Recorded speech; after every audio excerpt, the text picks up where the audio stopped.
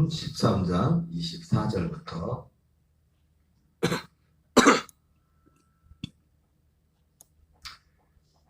43절까지를 공독하겠습니다.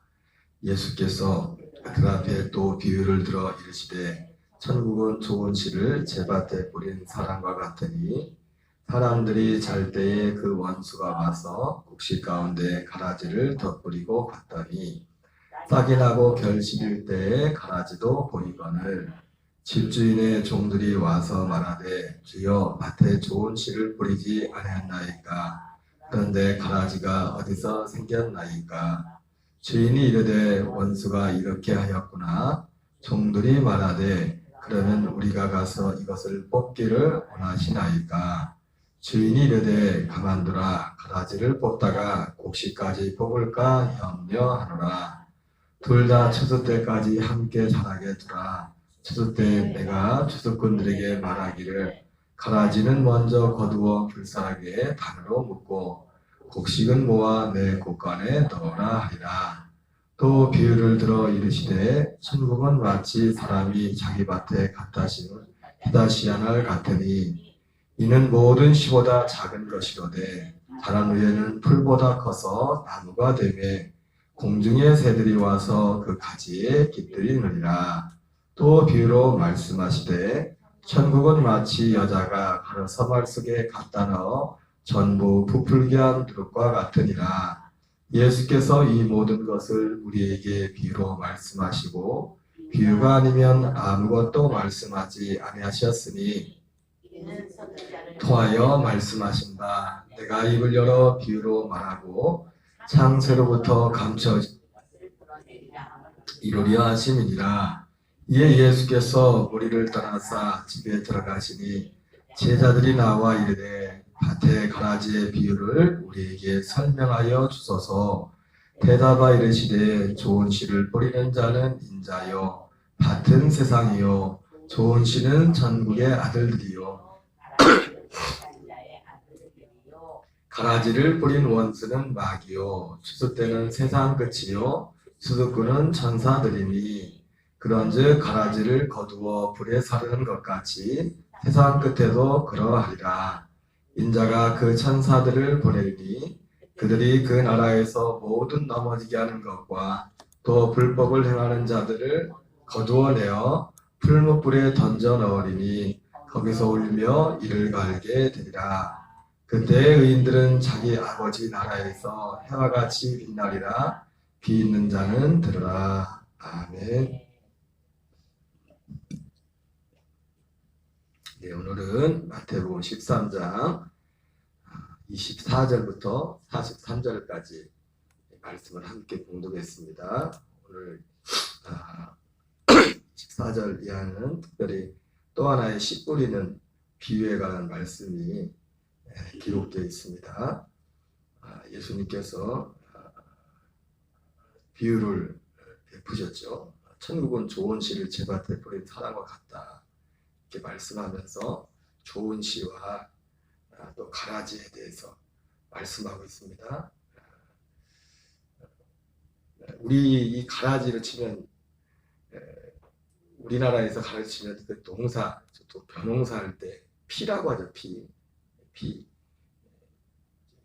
보면은 그냥 보면은 처음에 자랄 때는 이게 벼나무인지 우리 애들 말하면 쌀나무인지 이게 핀지를 잘 구분을 못하지만 나중에 이제 열매들 맺을 때 되면 그게 구분이 되죠.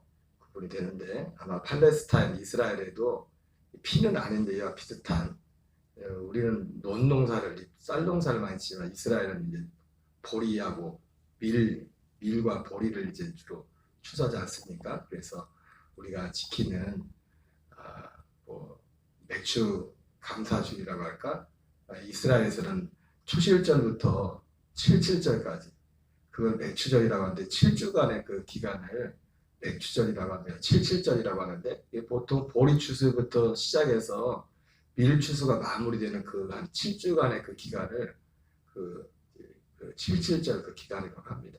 보통 그 곡식으로는 이스라엘은 보리와 이제 밀이 주 곡식이고 소기에 쌀은 안 나와요. 이스라엘은 쌀 농사는 안 지은 것 같아요. 그리고 이제는 그 7.7절을 이게 지나고 오순절 지나면은 그러니까 오순절이 기점이 농사력으로 치면 이스라엘로 하여금 이스라엘에서는 이제 곡식에서 과일 농사로 넘어가는 시점이 오순절이에요. 새로운 시점. 이게 어떻게 보면 이게 어떤 상징적인 의미가 있죠. 우리가 이 오순절이라는 것이 새로운 전환기잖아요, 완전. 마치 우리가 옛사람으로 육신으로만 살던 육신의 생명으로 살던 그 삶의 시대가 끝나고 하나님의 아들의 생명을 받아서 그 생명으로 사는 그 시대로 시대의 전환점이 되듯이 이스라엘의 농사력을 볼 때 이 오순절은 7.7절을 그러니까 7.7절이면 7.7절 동안 49일 동안 제가 언젠가 말했지만 7.7절이 오순절은 아니에요. 왜냐면 7.7절 49일 끝나고 다 끝나고서 마지막 기념을 하는 50일째 된 날이 오순절이기 때문에 7.7절과 보통 우리는 싸잡아서 7.7절 오순절을 하나로 보지만 시간적인 구분을 볼 땐 다른 것입니다. 다른 것이고 어쨌든 이 오순절이라는 위치 자체가 이 이스라엘에서는 이 농사로 치면은 그 농사력의 그 어떤 전환점이 되는. 그래서 그 기간에는 바람도 잘 불어야 돼. 바람도. 바람이 뭘 부냐에 따라서 이 절기 때 하나님이 농사를 지려면 북서풍하고 남동풍이 있는데 우리가 그 성소에 가면은 떡상하고 이제는 뭐가 있어요? 촛대가 있죠, 그죠? 이게 다 근데 이게 이 떡상은 어느 쪽이냐면 앞쪽에 가서 성전에 딱 올라가면 앞에가 서쪽이죠. 동쪽에서 이제 서쪽을 보고 올라가는데 서쪽, 북쪽. 이 북쪽에 있어요, 북쪽. 이거 하나 놓는 것도요, 의미가 있어요. 왜 북쪽에 있느냐? 이거 떡은 곡식이잖아요, 곡식. 이 떡은. 옆에 있는 이 촛대는 뭐예요? 그 어떤 그 과실 그 나무에 이걸 해놓은 거라고 촛대가 그게. 갑자기 그 이름이 생각나는데. 석류나무인가요? 예? 석류죠, 그죠? 석류. 그래서 이게 좀 말이 또 엉뚱한 데로 나가네 지금. 이 북서쪽에 이 서쪽에 북서쪽에 왜 곡식이 있냐? 북서풍이 불어야 7.7절 기간 동안에 이 북서풍과 이것이 조화롭게 불어야지. 안 그러면 둘 다 농사가 망쳐버려 이게. 그래서 바람이 북서풍이 농사가 이게 곡식 잘 익으려면 북서풍이 불어야 되고 나중에 이제 이 넘어가는 시점에서 이제는 과일 농사를 잘 지려면 남동풍이 불어야 돼. 남동풍. 그래가지고 그 성소에 그걸 배치하는 것도 곡식과 관련된 거는 북서쪽에 놓고 그리고 과일과 관련된 그 촛대는 남동쪽에 이쪽에 배치가 됐다. 희한하죠, 그죠? 어쨌든 중요한 건 뭐냐면 이 시점. 지금 뭐 가라지 얘기하다 여기까지 온 것 같은데 그 가라지가 그래서 우리는 피라고 하지만 이스라엘은 벼농사를 안 짓고 이제 이런 우리는 피는 논농사 할 때 보통 우리는 저도 어릴 때 피는 본 것 같아요. 농사는 잘 안 졌지만 일은 안 도와줬지만 피를 이렇게 봤는데 저도 본 적이 있는데 쌀나무하고 애들이 말하는 쌀나무 거의 구분이 안 되기 힘들어요. 거의 거둘 때쯤 돼요. 피를 다 보셨죠? 아마 이 가라지도 피하고는 좀 다르겠지만 밀이나 보리 농사 거기에 우리로 치면 피와 같은 그런 것이었어요. 그래서 어떤 책을 읽다 보니까 사람들이 이웃하고 싸우다가 기분 나쁘면 몰래 밤에 가서 피 싹 뿌려놓고 이거 가라지 싹 뿌려놓고 근데 이 가라지의 특징이 뭐예요? 오늘 보니까 가라지의 특징이 뭐냐면 이게 처음에는 구분이 안 돼. 언제쯤 돼? 싹이 나고 뭐가 될 때 그때서야 그게 가라지인 줄 아는 거야. 그때서야 이 가라지의 특징이 마치 피도 처음에는 이게 쌀나무인지 처음에 어릴 때는 응? 여러분 양과 염소가 1년 동안에는 똑같대요. 응? 똑같대. 그제 어떤 목사님이 그런 걸 재밌는 말씀 하더만 양과 염소를 구분하는데 양과 염소가 거의 비슷해요. 양하고 염소가 울음소리를 어떻게 구분하냐 그러더라고요. 그래서 양이나 염소가 나를 흉내도 못 내겠는데 울음소리가 똑같아. 똑같은데 양하고 염소하고 결정적으로 구분하는 그 울음소리의 차이가 있대요. 양은 힝 하다가 끝이 쏙 내려간대. 근데 염소는 힝 하고 올라간대. 실제로 그래가지고 어디 가서 봤대. 그래서 오늘 신방을 갔다가 목사님이 염소 있는 가서 염소가 우는 걸 실제 들어봤대. 그랬더니 염소는 울다가 거의 울음소리가 비슷한데 염소는 끝이 싹 올라가. 양은 밑에 내려가고. 혼자 재밌는 해석을 하시더만. 그래서 염소는 막 끝을 들이받는다는 소리 내면서 별로 이거를 구분하기가 쉽지가 않아요. 구분하기. 한번 울음소리 잘 들어보세요. 염소가 어떻게 우는지 올려가 실제 그렇대요. 염소와 양의 울음소리가 거의 비슷한데 염소는 끝이 올라가고 양은 끝이 내려간대. 별 얘기를 다 하네요. 그래서 오늘 사실 핵심은 뭐냐면, 오늘 말씀의 핵심은 이제는 밭에 좋은 씨와 나중에는 알곡이라고 그랬죠. 좋은 씨를 뿌렸더니 가라지가 있는데, 이 세상도 마찬가지가 이 세상에. 그 뒤에 해석이 나오지 않습니까? 물어본 예수님 이게 무슨 뜻이라고 했더니, 이 씨를 뿌린 자는 주인 하나님이고, 밭의 주인은, 그리고 좋은 씨를 뿌린 자는 하나님이고, 악한 씨, 가라지를 뿌린 것은 악한 자고, 이런 비유를 하면서 결국 이 추수도, 결국 이제 가라지를 뽑아내는 것도 언제 뽑아낸대요? 세상 끝에. 오늘 사실 말씀의 핵심은 어제도 우리가 말씀을 봤지만은 여러 가지 여기서 비유가 1차적으로 하시고자 하는 말씀이 의미가 있지만은, 좋은 씨하고 가라지야 그 기준이 뭐냐 이거예요. 어제 말씀하고 똑같아요. 그죠?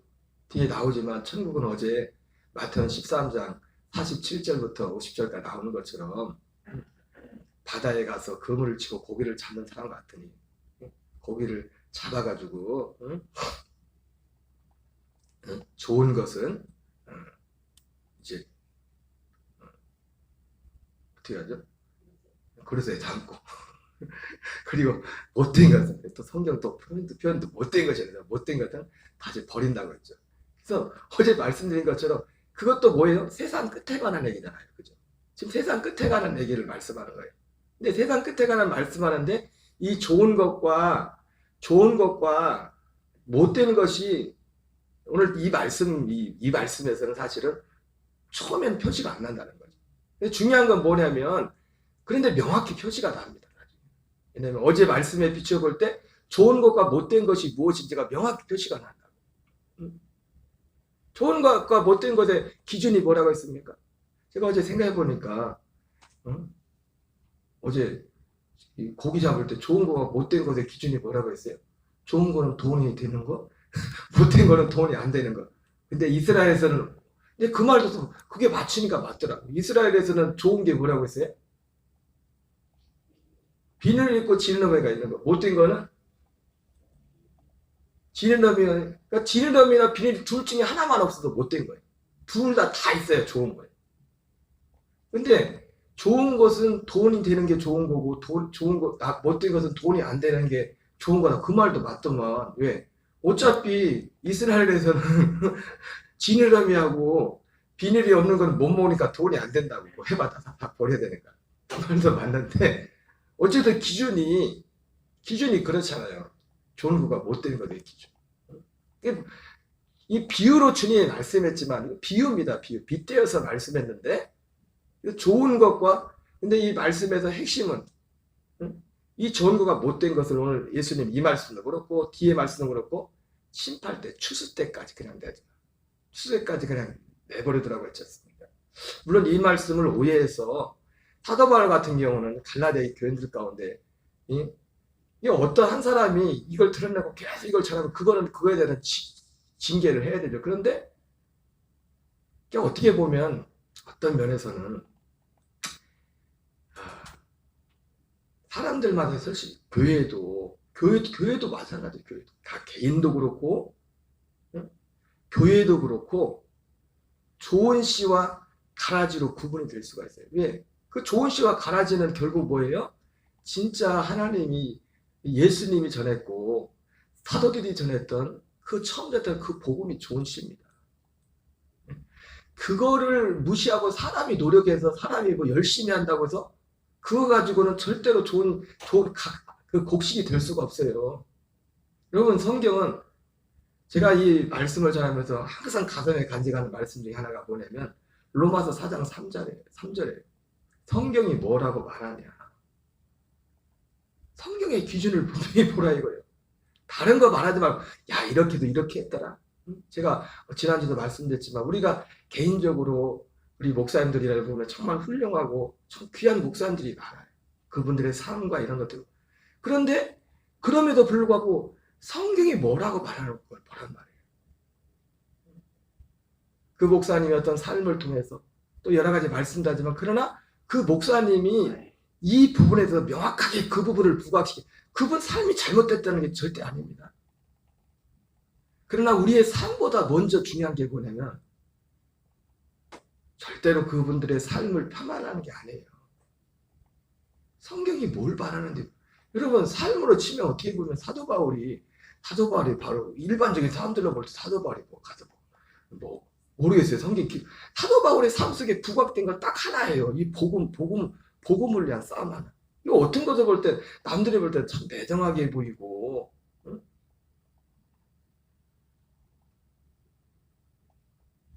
하나님이 볼 때 좋은 것과 못된 것의 기준이 뭐냐. 사람이 보는 거. 여러분 그러나 여러분 오해하지 마세요. 오해하지 않을 것은 뭐냐면 결국 이 좋은 것이란 것이 어떤 교리적으로 지식적으로 그냥 끝나는 게 아니에요. 그럼에도 불구하고 이 바른 지식은 너무너무 중요한 거예요. 하고 그 지식을 안 받아들이고 그 지식을 사모하지 않으면 어쩔 수 없지만 올바르게 살아라 이렇게 산다고 되는 게 아니라 올바른 지식, 열심도 있어야 되지만 열심만 있다고 되는 게 아니라 이스라엘 백성들이 왜 구원을 못 받았어요? 그들에게 열심이 있었지만 올바른 지식을 따른 것이 하나 있지 않습니까? 하나님의 일을 모르고 힘써 자기 일을 냈다. 여러분 자기와 하나님의 의의 특징이 뭔지 아세요? 끝이다. 끝이. 똑같네. 양하고 염소 사는 게.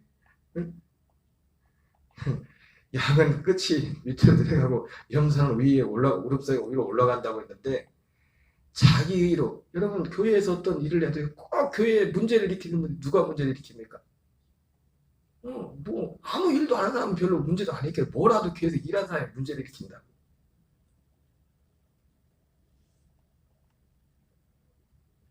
자기 일을 했기 때문에 자기 의로 했기 때문에 그리스도의 생명으로 꼭 뒤끝이 있어요. 뒤끝이 자기 일을 하게 돼요. 어떤 분들은 교회 일을 해서 딱 어떤 눈에 보이는 어떤 일부터 생각을 합니다. 그건 그 다음이에요. 진짜 교회 하나님의 일은 뭐냐면 우리 안에서 하시는 일이에요. 우리 안의 생명이에요. 거기서 자연스럽게 그건 그냥 나오는 거예요. 그냥 자연스럽게. 그래서 오늘 이 말씀에도 같은 한 맥으로 가지만 곡식이 뭐고 가라지가 뭐냐. 분명합니다. 좋은 것이 뭐고 못된 것이 뭐냐. 여러분 좋은 거가 못된 것은 이제 분명하다고 제가 말씀드렸죠. 그리스도의 생명만이 좋은 거예요. 그리고 우리 육신의 생명에도 선악이 있어요. 선악이. 선악과가 어디에 있는 거예요? 육신의 생명에도 선악이 있다고. 선악이. 그거 말고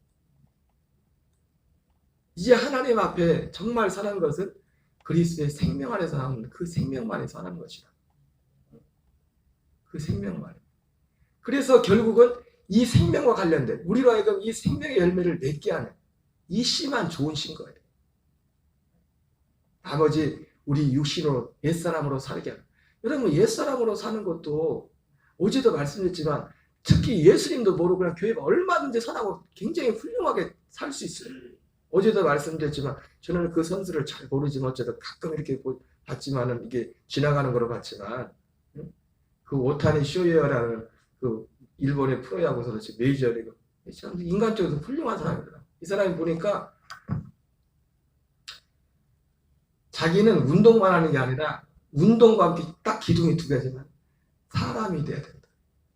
이 두 가지 기둥이 같이 가. 우리로 따지면 그거예요. 우리로 따지면 그게 되고, 야, 저 사람 뭐가 튀는 사람이네. 우리로 따지면 우리가 두 가지 기둥이에요. 복음과 우리의 삶, 생활. 우리가 하는 일에 있어서 예수 믿으면 전문적이고, 야곱이 믿음이 있었지만 야곱이 얼마나 전문적인 사람이었는데요. 그렇죠? 야곱이 전문성이 뛰어나지 않았습니까? 얼마나 자기가 하는 일에 전문성이 뛰어났던지 야곱이 나중에 그 삼촌이면서 외삼촌이면서 장인한테 얼마나 그 갑질을 많이 당했습니까? 응? 품삯도 10번이나 다 뜯기고 나중에 라반이 야밤 그래가지고 도망가잖아요. 야밤 도잖아요. 하도 힘들어가지고 물론 한 건 하죠. 나중에 이제는 꿈꿔가지고 해가지고 한 건 하긴 했지만은 한 건 하고 이제 좀 재산을 불렸지만은 너무 힘들어서 도망가는데 나중에 라반이 쫓아오니까 라반한테 하소연하지 않습니까? 만나가지고 삼촌 장인어른 내가 장인어른한테 한 거. 그래서 그 보면 이 야곱이 우리가 하는 것처럼 야곱 참 왜곡된 사람들이 많습니다. 그 중에 한 사람이 수가성현이고 야곱을 굉장히 나쁜 놈으로 취급하는데 야곱 그렇지 않아요.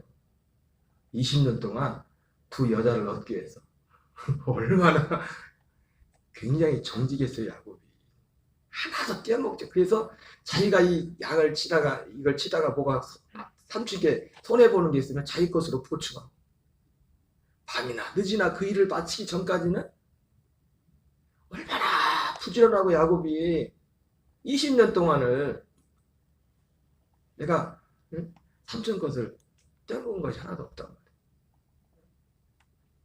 근데 지금 뭔 얘기하다 지금 야곱 얘기했죠. 다 까먹었네. 뭔 얘기하다 야곱 얘기했어요. 하모님 주무셨어?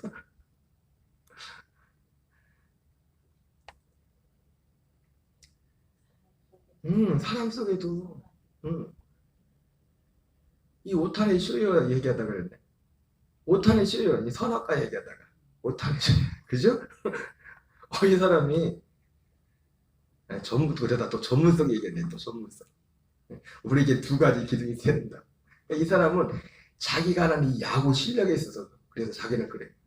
나는 잠자는 것도 먹는 것도 뭐든지 다 오직 야구를 잘하기 위해서. 그거 보면 야 그래 우리는 먹는 것도 모든 것 다 그래 뭘로 해서 하나님 이 복음을 전하기 위해서 이 생명을 전하기 위해서 나는 그렇게 들리더라고 그 사람. 근데 이 사람은 그러니까 보니까 그래서 이 사람이 이게 메이저리그에서도 이 사람이 투수인데 우리나라가 지금 못하지만 이 오타니 쇼헤이라는 투수가 지금 나이가 그렇게 많지 않아요. 근데 어릴 때부터 굉장히 두각을 나타냈거든요. 두각을 나타냈는데 우리나라가 지금 WBC 같은 지금 예선 탈락하는 애 올라간 지금 그런 기로 있잖아요. 근데 그 전에 선배들은 잘했거든요. 그때 뭐 선배들이 지금 WBC 지금 하는 선수들 말고 그 선배들 우승하고 준우승할 때도 있었잖아요. WBC에서. 그때 주역 중에 기억나는 사람이 이용규라는 선수가 있지 않습니까? 좀 키 조그만 사람. 근데 그 사람들 인터뷰하는 거 보니까 그때 우리나라가 일본을 이겼거든요. 역전을 시켰는데 저도 그 기억이 나는데 일본을 역전시킬 때 우리나라가 오타니 쇼헤이가 투수로 선발 투수로 나왔었는데 오타니 쇼헤이가 나올 때는 안타를 하나인가 두 개밖에 못 쳤어요. 점수를 하나도 못 냈어.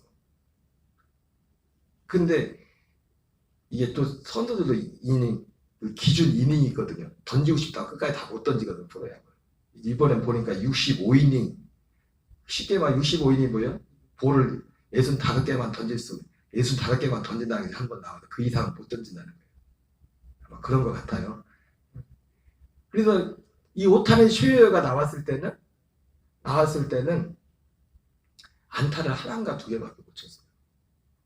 그래서 그때 그 우리나라도 기라성 같은 타자들이 있어. 그러니까 우승했죠. 나중에 이제 구원투수 와가지고 그거를 막 터쳐내가지고 우리가 역전을 시켰는데 일본 구원투수가 오타니 슈헤가 계속 던졌으면 우리가 그때 일본 못 이겼을 거예요.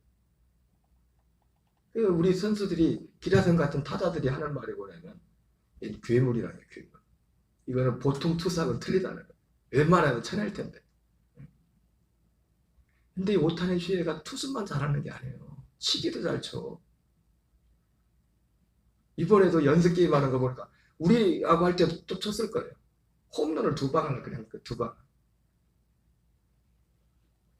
우리말로 우리 하는 말은 스쳐도 사망이라고 어떤 사람한테 괴물 같은 투수, 괴물 같은 투수.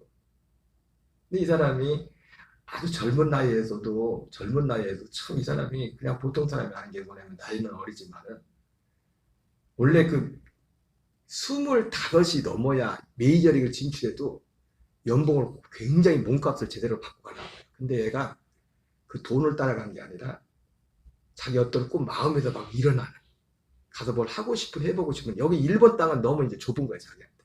23살인가 나간 거예요. 25살이 되기 전에. 근데 지금은 이제는 그렇게 가가지고 이제 성공을 이루었죠. 그거 하나하나를 보니까 보통 사람이 아니에요. 굉장히 비범한 사람. 비범한. 그래서 미국에서도 미국 여자들한테도 그렇게 인기가 많대. 그냥 하도 얼굴도 얼마나 잘생겼는지 키도 엄청 크고 누가 봐도 매력적이다. 메이저리그 역사가 투타에서 그렇게 하는 선수가 없어. 그래서 아마도 이번에 계약을 하게 되면 메이저리그 역사가 최고 금액, 전에도 없었던 최고 금액을 받은 거예요. 제가 왜 이 말씀을 왜 드리는 거예요? 그리스도의 생명 밖에서도 얼마든지 사람이 노력하면 그 뛰어나. 그러나 하나님이 우리에게 약속한 복음은 자꾸 우리가 예수 믿으면서도 너무 그런 쪽 사람이.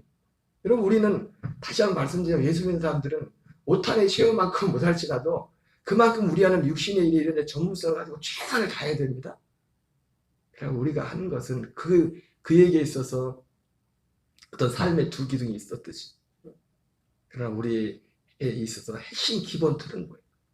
그리스도의 생명의 상명한 사람. 생명 밖에서도 얼마든지 선악과가 있단 말이에요. 선악과가. 그러나 그것과 그렇기 때문에 어떤 면에서 보면 사람이 너무 좋은 사람은 예수 믿기 힘들어. 이게 가려져가지고. 그러나 분명한 것은 비젓해 보인다니까. 비젓해. 비젓해 보여요. 응? 이게 싹이나 그 열매 맺을 때까지 이 곡식과 가라지가 구분이 안 되듯이 그냥 이렇게 멀리서 보면은 교회 밖에 어떻게 보면 더 착하고 사람분들이 더 많다니까요. 어떻게 보면 교회 안 다니는 분들이 교회 안 다니는 이유 중에 들어보면 이게 뭐 핑계 없는 무덤 없다고 하지만 교회 다니는 사람이 못 돼가지고 안 다닌다고 하잖아요. 그것도 물론 자기 주관적인 것이 있겠지만. 그래서 오늘 이 말씀의 이 핵심은 곡식과 이 가라지의 말씀이 나오면서 여러 가지 말씀을 하지만 이 말씀의 제일 첫 번째 핵심은 다른 것이 아니라 좋은 것이 뭐고 고기로 치면 못된 것이 뭐냐, 곡식이 뭐고 가라지가 뭐냐. 이거 우리 기준이 아니라 하나님의 있으신 그 기준. 그래서 의인과 악인이 누구냐 결국. 여러분 분명히 우리는 지식에서 끝나는 게 아니라 이 생명의 열매는 반드시, 그리고 생명의 열매는 아름답게 나와야 돼요. 그러면 열매로서 결국 그들을 또한 안다고 했죠. 그죠? 진짜 생명의 열매, 진짜 의의 열매. 오직 그 길은 주님이 말씀하신 이 천국 복음. 예수님이 마태복음 13장에서 천국의 비밀에 대해서 말씀하고 계시잖아요. 천국 비밀의 핵심들, 약속, 성경이 무엇을 말하느냐. 하나님이 아브라함을 믿으며 하나님이 그 의로우겠다는 것처럼 이 약속을 지켜놓고는, 이 복음을 지켜놓고는 절대로 될 수 없는 겁니다. 절대로 불가능한 거예요. 제가 엊그제 말씀드렸던 것처럼 그 우리 집안 계신 사모님들 자기를 나름대로 하고 체험 있고 이러시는 분들인데 사모님들 자꾸 더 안 된다.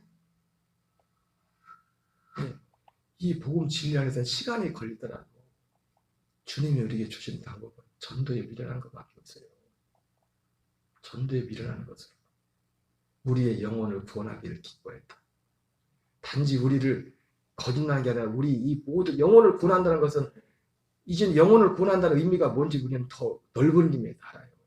단지 천국 지옥 가는 그런 부분이 아니라 그 부분 당연히 포함되지만은 내가 하나님의 아들 된다는 것, 하나님의 아들 된다는 면도 있지만 아들 되는 것은 끝나는 게 아니라 생명을 얻는 데서 끝나는 게 아니라 생명을 얻고 더 풍성히 얻는 생명이 자라가는. 아니, 안 자라가면 괴로운 겁니다. 이게 힘든 거예요. 힘든 거예요. 생명이 자라갈 때 자라지 않으면은. 그러니까 우리가 사람들이 자꾸 첫사랑 그러죠. 아니, 첫사랑, 곡식이 처음에 씨를 뿌려서 싹이 났을 때만 좋아요? 곡식은 실제 언제가 더 좋아요? 열매를 맺을 때가 더 좋죠. 무슨, 여러분, 하나님의 사랑은 어떤 면에서 처음 사랑보다 나중에 더 좋아야 되는 거예요. 진짜 정상적인 거는. 갈수록 더 좋아야 된다고. 왜? 맞잖아요. 열매를 맺어야지. 열매가 없는데. 하나님의 방법은 하나의 좋은 것.